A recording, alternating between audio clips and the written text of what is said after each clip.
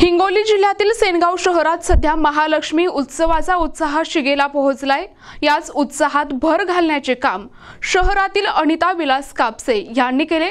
महालक्ष्मीच्या निमित्ताने त्यांनी आपल्या घरी एक आकर्षक आणि बोलका देखावा सादर केला आहे। दरवर्षी अनिता कापसे या अशाच प्रकारचे आकर्षक देखावे सादर करतात। त्यांच्या या कलेची दखल घेऊन त्यांना अनेक पुरस्कार देखील प्राप्त झालेत।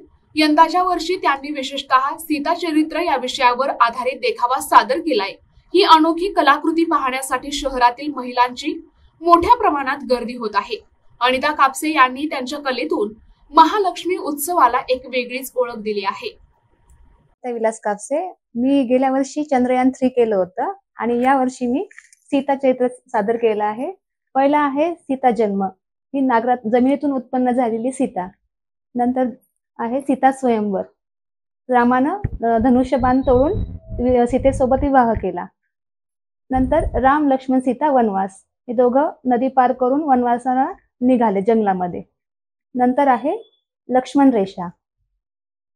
नंतर आहे सीताहरण, रावणानं सीतेला उचलून नेलं, त्या निमित्त जटायू रक्षक खाली पडला। नंतर आहे हनुमान सीता अशोक वाटिका भेट, दोघांची भेट झाली आहे पहिल्यांदा हनुमान आणि सीतेची।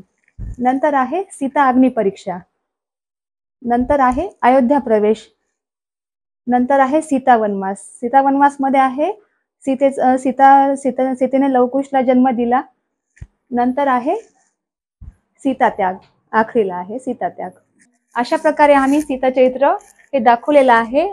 आमच्या इथेच अनेक महिला इथे पाहायला येतात, हे आमच्या लक्ष्मी। प्रतिनिधी महादेव हरण, NTV न्यूज मराठी, सेनगाव, हिंगोली।